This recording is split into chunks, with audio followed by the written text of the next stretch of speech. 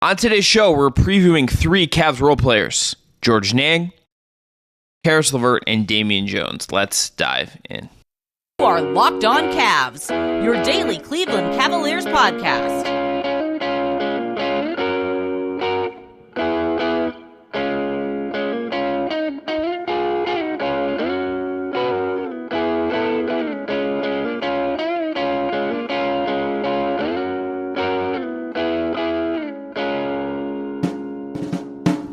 Today's episode is coming to you for Thursday, October 19th. I am Chris Manning. That is Evan Dammarell. Thanks again to Jake Stevens for his work on production. We're going to preview 3 role guys today. Best case, worst case for 3 role guys. We have a couple big previews still to do. We're going to do Donovan Mitchell on Friday. We're going to do Max Strus next week. We're going to talk about Jarrett Allen next week and maybe some of the other fringe guys on the roster as well. But Evan, we're going to start today with Georges Niang. What's your best case for Cleveland's one of Cleveland's 2 big offseason signings? So for Georges Niang, if you look at last season with Philly, in about 20-ish minutes per game, he averaged 40% from three-point range. And I think if you're the Cavs, that's optimally what you're looking for. I did note that, like, defensively, he's not just like a plus athletic player in terms of his defensive upside, and he is a bit of a tweener at the forward spot, but that's a little bit more forgiving in today's NBA. But, like, it's easier to mask for him and his defensive issues with guys like Evan Mobley, Jarrett Allen, even Isaac Okoro, if you want to do certain lineups like that too. But it's a pure shooting upside. I think he's a guy who could be a screener in pick and roll scenarios and pick and pop scenarios too. But he's a guy who's really going to take advantage of some of the spacing the Cavs have available to them. But more importantly, like, you see the guy from Philly last year that, again, averaged nearly 40% from three-point range in about 20 minutes per game, and he has a similar kind of season with the Cavs. What about you? Yeah, I think it's that he is the space creator, right? Like, I think that he is the one who comes in and is creating a bunch of openings for people that just aren't there right now, right? I mean, I think we've made that point with Strus throughout the preseason, and I think Niang is the same thing. I think Strus is obviously going to start. Strus is going to play more. I think Strus is going to be probably in the closing lineups, you would suspect. I suspect he's going to be out there for spacing purposes. I don't think Niang has that kind of ceiling where he is going to close your most important games when you get to the playoffs when all that happens. But can he be your 7th man in your rotation? Can he be your 9th man in your rotation? Somewhere in that range? I think yes. And I think the path for him is just make and take a lot of threes. Like, he is going to struggle at other stuff. The rebounding numbers are going to be a real thing to look at with him. How he looks defensively is going to be important. I think we kind of know what he is in those cases for the most part. But how much does the shooting add? How much does the shooting create for others? And does that just bank him 20 minutes a night? And particularly in comparison to Dean Wade, who we talked about yesterday, like, is it just clear that his shooting is just more valuable than what Wade does, and he gets more minutes, more regular playing time as a result? I think that would involve the best case for him, because you did pay him real money. Yeah, and I'm glad you brought up Wade, just because there are some similarities just in the fact, like, position-wise, they're both power forwards by trade, maybe asked to play small forward on offense at times by Cleveland. Wade's case, it's more of a 3-5 kind of thing, depending on what the Cavs want to do. Niang is strictly like a 3 on offense, 4 on defense, or 4 on offense as well. But I'm interested to see, like, how this unfolds, like, rotation-wise, how it goes, because I know we didn't really talk about the Maccabi game in a recent episode, but I did note that, like, Georges Niang was playing a lot more heavy minutes, like, heading into the fourth quarter, and, like, a lot of garbage time with a lot of the G League guys before eventually he subbed out as well for one of the guys on an Exhibit 10 deal. And I'm curious, just because Wade started and was pulled before Niang, like, I wonder if there's a bit of, like, a training camp battle between those two, just at least on who can get more minutes on a consistent basis in the rotation, because Bickerstaff did say they're going to go 10, 11 deep some nights, hopefully most nights, I think is what he more so said. But I wonder, like, between the Wade and Niang aspect, like, you ignore the price tag, of course, but I wonder who gets more minutes. And I think that's just, a spoil of riches here, the Cavs at that certain position. But I think just Niang just being more of a proven shooter at least gives him a leg up on Wade, but Wade does do a lot more things that Niang can't do that kind of at least keeps Wade in the conversation. The preseason minute stuff I always find hard to parse just because someone has to play those minutes, and the Cavs had 4 starters, so it's just like I don't know what it's like Allen's hurt. You got to fill the minutes somehow. Say la vie. Let's move on. All right, worst case. Evan, I think it's that the 3-point shooting isn't enough. I think this is pretty simple. Does his ability to hit threes, maybe he has a down year from 3, does the rebounding stuff become more glaring here? Does it make it harder to find him minutes to play because of some of these issues? I think it just comes down to, is he too much of a specialist to kind of have maximum impact for the Cleveland Cavaliers? I think that's the biggest thing, just because when you look at what George Niang provides you, it is 3-point shooting. And if that doesn't translate, if like he's a guy that hits like 25-30% of his shots, like it's not the end of the world, but you're hoping to get the guy that shoots 35-40, maybe north of 40% of his shots too. If he's shooting 25%, I think that is the end of the world. For a guy that's like maybe flirting with the back end of your rotation, you have other options in your back catalog. I don't think it's like the end of the world. It's not like George Niang is starting for this Cavs team. Like he obviously the price tag speaks for itself, but yeah, you spend actual money on him. I think if that player comes in and shoots 25% and from 3, and like he's 40% every year that he's played real minutes, that would be an insane drop off. If he's not at 40%. Then I think it would be disappointing if he's not like 38 to 40%, if I'm being honest. That's just how good he's been with 5 years of track record. Okay, that's completely fair. But it's just more than that, or like maybe Cleveland can't find ways to like cover for him defensively, and he does become a bit of a liability when games matter the most, i.e. the postseason. And I think maybe that's why you didn't see him get a lot of minutes come playoff time for like teams like Philly or even like the Jazz towards the end of the Donovan Mitchell, Rudy Gobert stint as well. And maybe that's just, this is a role player we're talking about at the end of the day. And I think he's a good locker room guy too, which is also super beneficial. But I think he's a clear understanding of who and what he is as a player at this point. And at least that's helpful. But I think that's like the worst case scenario, but I guess, yeah, okay, worst case scenario then is it's 25-30% from 3, and like it's somehow like the numbers just don't translate from his previous stops. Yeah, I would say to me, I just don't think of that as like a realistic worst case. Like that's obviously the worst case, but I think with these exercises, you could just pick the most doomsday thing possible and say that's the worst case. But I think in what is kind of realistic based on what we've seen, my guess would be, is he a 15-minute a game guy instead of a 20-minute a game guy? He was a 20-minute a game guy in Philly. He was 19.4 last year, 22.8 the year before. Is he just like a 15-minute a game guy that you spend part of your mid-level on? And is that a little bit disappointing because he is just kind of a specialist? I think that, and maybe he can't play in the playoffs for whatever reason, right? Like maybe you get to that point, and I think that would be disappointing as well, because if the shooting matters in the regular season and then you can't translate it, where does that leave you when you do need the shooting? Maybe Dean Wade just figures it out, but it's an open question. All right, coming up next, Caris LeVert. Best case, worst case. Today's episode is brought to you by our friends at Bird Dogs, which make the most comfortable pants and shorts and everything that you can possibly get out there. Bird Dog stretch khaki shorts are designed to fit slimmer through the thigh and leg, giving you a truly sculpted look. Bird Dog shorts do the exact same thing as Lululemon, but fit way better. They fit way better than regular shorts that are made of a stiff, restricting cotton. Bird Dogs also invented a cloud knit fabric that looks just like khaki, but stretches so you get a way slimmer fit without having to sacrifice movement. Bird Dogs right now are going to give you a free water bottle with your order. So go to birddogs.com/LockedOnNBA to enter our promo code LockedOnNBA at checkout for a free Bird Dogs water bottle with your order. That is birddogs.com/LockedOnNBA for a free water bottle at checkout.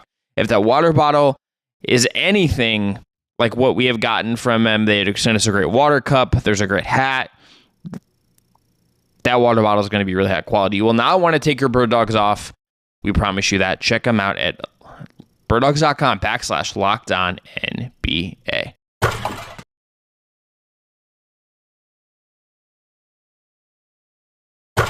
All right, back here on Locked On Cavs. Let's move on. Caris LeVert. Evan, best case for Caris LeVert is what? So best case scenario for Caris LeVert coming into this season is you get a healthy mix of what you got last season, where there is some real tangible data that he can be a not consistent, but at least reliable 3-point shooter for you. But you also get a little bit of a sprinkling of what he is comfortable with, which is a slasher, maybe a guy who does pull up from mid-range and just kind of takes advantage of the fact that the Cavs do have like a bunch of newfound space for the guys that have been here for quite a while now. And I just think more than anything, it's a health thing. He did say during media day and training camp and everything in between, like, this is the healthiest he's been for such a long stretch. This is the first time he's had an off season where he's been actually healthy after having a sneaky shoulder surgery that none of us knew about last off season. So that's just ideally what you want from Caris LeVert, and you just get a little bit of mix of everything, and he kind of slots into that role where he is your lead ball handler off the bench, especially with no Ricky Rubio there for the foreseeable future. I would slot into the point guard thing more than anything else, just because I think with Rubio out, and honestly, even if Rubio is here, I think some concerns about what Rubio is as a basketball player at this point, based on last season and his age. That is not a fun conversation to have, and it's not like he's not around, but it's for very valid reasons. But it's you don't know what Rubio is. We don't know. We don't know if how much is really left there for him to give you. LeVert's going to have to be some of that backup point guard. Maybe Ty Jerome does some of it as well, but neither of them is really your traditional dependable backup point guard. LeVert is going to have to mold himself into that coming off the bench. I also think you're going to need a best case for him would be hitting more mid-range shots than he did last year. He hit really well from three, but a big part of his game historically has been getting off shots at the elbow, getting off shots in the paint, being maybe not the most efficient, but an okay mid-range guy. That kind of fell off a cliff last year. And on top of everything else, on top of him needing to be solid on defense, there's going to be moments where I think he defends the opposing team's best scorer for stretches. Like, it's kind of, if you look at the roster, he might have to do it at some point. He's going to have to be some backup point guard minutes. There's going to be a lot asked of him, but that part of his game, I think, also needs to bounce back in a significant way. Yeah, I totally agree. And I asked him this the other day, just because it's more than a safe assumption that Max Strus is the starting three for the Cavs, with Garland, Mitchell, Mobley, and Allen, just when the team's fully healthy, being the starting five. And even if Allen doesn't play, maybe Damian Jones gets the start, because JP Bickerstaff has expressed like he would prefer to start games big. But we'll see what happens, because after he said that for the first preseason game, he went extra small with Max Strus at the 4 and Caris LeVert at the 3. But either way, I did ask LeVert this the other day that, like, hey, if you do become like that lead bench guard, and he said, like, yeah, I'm comfortable playing 1, 2, 3, whatever the team needs me to do. Like, I'm comfortable with the ball with or without the ball in my hands. I said, like, do you think a 6th man of the year type of season could be on the cards for you? And he said, yeah, it could be. And he's like, it'd be a great team award because it just reflects how well the team is playing as a bench unit. And he's like, I do think I thrive more as a bench guy, and I want to pass the ball to you. Do you like, if he is the lead guard off the bench and everything does click for him like it did towards the tail end of last season, and it's sustainable with something we both agree on, a touch of what worked for him leading up to last season, do you think 6th man of the year could be in the cards for him? I think he could be in the running, but I mean, I think he's, if you look at the odds for this, I think it's pretty far off. I'm looking to see if I know it's a hard award to predict early into the season. Yeah, but it is something like I have given some thought to, at least. Well, if you seem a little more sure that, like, there's a path for him. Tell me what your path for him would be, aside from him talking about it. I mean, obviously, making the prerequisite for the reward of coming off the bench more than starting, clearly, but more than that, just like, if the Cavs are one of the top teams in the Eastern Conference, if they do gun for that top record in the East, especially with the teams like Milwaukee and Boston in the conference, and like they do have like a number one offense, or not a number one offense, but a top 10, top 5 offense and a number one defense again, and like LeVert is a spark plug off the bench, like you can make a lot of off-court narratives for it to work. And statistically speaking, if he has similar statistical averages to what he had last year, like you could make I wouldn't say compelling argument, but like a pretty solid one, just based on like the off-court narratives and just what he's giving you on the court. I'm not sure of it. Like I said, like this award is so hard to predict, and you really don't have an idea of it unless either like Jamal Crawford's playing for the Clippers, or like there's just like the leading bench scorer is like a clear dude early into the season and just runs with it. So he's plus 3,000 to win Sixth Man of the Year. There's definitely a story you could tell to get him there. It would take, I think, the three-point shooting and the backup point guard stuff forming like a version of him we haven't seen for it to really get there, would be my guess. Wouldn't surprise me if he's like fourth or fifth at the end of the day. Yeah, like a guy who could be a finalist. If he doesn't win, I'm not stunned. If he finishes his top 3, I'm not stunned. But like top 5, like does seem plausible to me, just because like he's the one who said like there's more defined roles within this team this year, and I think it's becoming pretty clear that like he is going to be a leading scorer off the bench for the Cavs and the primary ball handler off the bench for the Cavs. Worst case, pretty simple, I think. Does the three-point shooting regress? Does he have injury issues again? Last year was like the healthiest year he's had in a long time. And is the creation just not good enough? Like, is he just like a weird fit?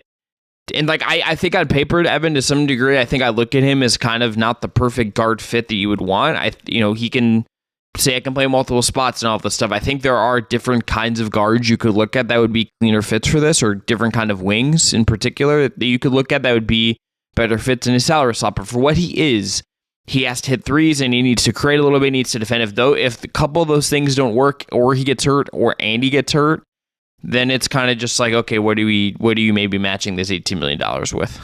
Yeah, and that's kind of where I'm at. Like health wise, if he has some of those freak injuries or freak accidents, just like the unfortunate sequence of events, just because like there are concerns with like head, foot and leg injuries when it comes to any NBA player. I think Caris LeVert included, but tongue-in-cheek moment, I did ask him if he's still doing keto. He's just like, no, I quit that. He's just like, it's impossible to do during the basketball season. So maybe that provides some health benefits to him. But more importantly, I think it starts and ends with health, and that it does on the court more so translate to three-point shooting, because I think he can give you a positive impact on offense. It's just at its best when he's providing you that three-point shooting. But I just think having him available just makes this roster and the rotation a little bit easier. I think the Cavs do have the luxury of having a little bit of extra oomph and depth on other spots in the roster, but like, and I'm not saying Caris LeVert's like integral to like everything they do, but like he is a big part of it. And if he's not available on the floor, like it does have an impact on the general game-to-game flow for Cleveland. And just give me a number. He's the what number most important player on the team this year? 6th. I'm not saying it's 6 or wise, like 6 man. It's 6 for me, just because like obviously the star 3, Allen and like Strus supersede him a little bit, but like LeVert is going to be involved in quite a few things for the Cavs, I'd say, in just a lot of different ways on offense. Yeah, it's somewhere between 6 and 8, and I think you could slop some guys around a little bit there and be like, and depending on the game, I think certain other skill sets might just end up being more valuable. All right, coming up next, last one, Damian Jones. Is there a role for Damian Jones? We'll talk about that debate coming up next. Today's episode is brought to you by our friends at FanDuel, the official sportsbook of Locked On and America's #1 sportsbook. They have a ton of great NBA futures up there right now. You can go check out. There's a NBA Cavs futures, awards futures, title futures. All of that amazing stuff is available from our friends at FanDuel right now.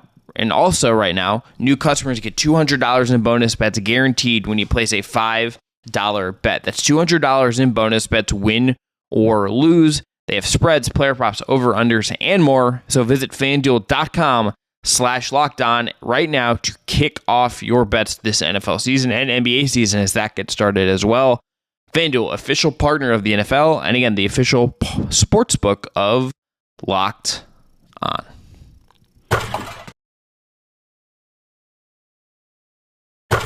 All right, best case for Damian Jones, Evan, is what?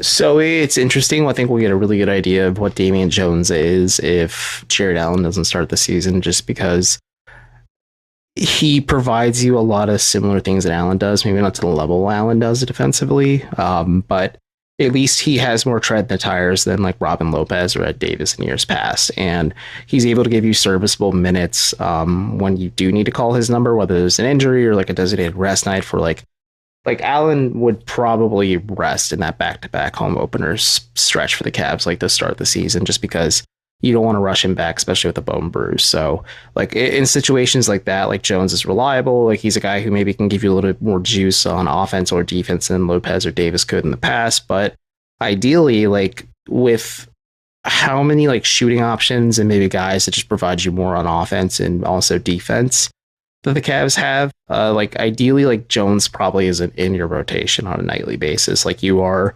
leaning more towards the shooting aspect of what other players provide you, and you just call on Jones's number if you need him to. What about you? I think it's, does he give you 50-ish games of good backup center play? That's all you really need. He's not going to, I don't think, play every night. I think he's one of the guys that's going to step in. Him and Jerome, to me, are obviously positionally different, but they're guys that I think will step in when you maybe need them to. Do you need a night where Jared Allen gets foul trouble or he's out and you need Damian Jones to step in? Is there a night where, hey, you're just playing a team that plays bigger, you're playing Philly, you're playing Denver, you just need a traditional center on the floor as much as possible for schematic reasons? Okay, then Damian Jones plays, but then he's also going to get some DNPs nights where you play smaller teams or teams where, you know, maybe Mobley's just at the 5 is wrecking stuff, and that's okay. All you need from him to be is innings eating, quality, cheap backup center. That's it. And I think Evan, from the preseason, I've liked what he's done. He's not stood out. There's been games where he hasn't like actually like put up any shots or whatnot, but like positionally, defensively, in terms of what he's going to be asked to do, he seems like he's going to be solid enough based on what we've seen in a handful of preseason games. And to your point, he hasn't stood out, and I think that's not a discredit to what he is, but like that's kind of what you need from your like backup big man. Like you don't need him to stand out a la like a Jared Allen backing up Andre Drummond, where it's screamingly apparent that you need to be starting Allen, but more so the fact that like Jones is, again, provides you some similarities what Allen gives you in terms of just like paint protection, rebounding. JB Bickerstaff still said he's learning the intricacies of the defensive system, and like offensively, he's still trying to maybe find his comfort level with like Mobley especially, but like Garland and Mitchell as well. And he did note that like there are some stuff that maybe he could provide that's different from Allen, like in terms of like DHOs and just like dribble and like passing and moves, just because of how the Warriors do run like a motion based offense with like a lot of moving and off ball cuts and screens and stuff. And he can provide you a little bit of that too. And maybe like there is some opportunity for him to get him minutes in maybe those situations too. But I do agree with you. Like 50 games of solid backup center play is ideal for Jones. And you, like I said, like you call on his number for like certain matchups, whether it's like the Phillies or like the Minnesotas, the Utahs, the Milwaukees of the world, like teams that do play bigger or have a lot of like marquee talent at the big position. Like that's maybe like Damian Jones can be a guy who soaks up some of that physicality and fouls so that Evan Mobley and Jared Allen can stay out of foul trouble and also maybe not get as roughed up. Worst case, what is it for you? So I was curious just because I did ask him today during Cavs practice. Today is when we're recording this. Was he surprised Cleveland traded for him? He said, yeah. And he just was, just because he had his option picked up by Utah. But I was curious why he went from the Lakers to the Jazz and maybe why he didn't last at the Warriors. And as a big man, like he doesn't have like a super defined skill set or option. And maybe just like that unfamiliarity on offense with the players and not having a full understanding of Bickerstaff's defensive system, like he doesn't give you those serviceable minutes you need, and he becomes more of a likely like trade chip candidate just because his salary is pretty minuscule on Cleveland's cap sheet and slots in to make a trade happen if you need to squeeze in like another, I think it's like 2 million into a trade just in order to make it work. So I think that's just kind of my suboptimal scenario. And just like if he doesn't have a full understanding, or maybe like he just doesn't fit in or provide you kind of what you need from a backup center spot, that you just kind of go back to the drawing board, because I doubt Tristan Thompson is able to like soak up like consistent backup big man minutes for 50 games in a regular season.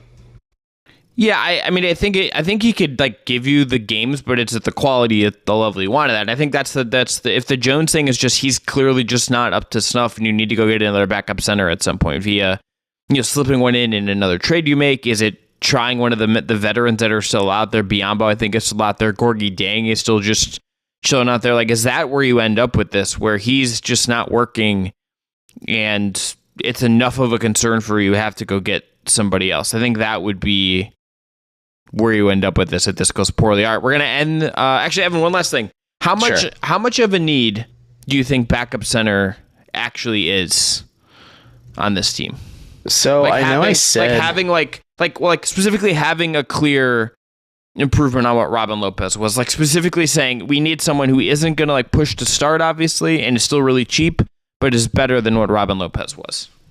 So I know I had said, like, heading into the offseason, like, it's more of a pressing need for the Cavs just because of how much they got roughed up by Mitchell Robinson in the playoffs and everybody else in the Knicks. But being removed from last season, having time to reflect on it, I don't think it was like a super pressing need. But I think credit where credit's due to Kobe Altman and his staff. Like, they made a similar move when they went and got JaVale McGee from the Lakers a couple of years ago after, the dog of the locker room, Jordan Bell, said his farewell after like a few days with Cleveland. But championship experience, just had he gave all he could in like 2 days. Amazing. It was great. That was such a cool time. I know. What a spin that was. Just good job. Good job, Cavs, for that. That was great.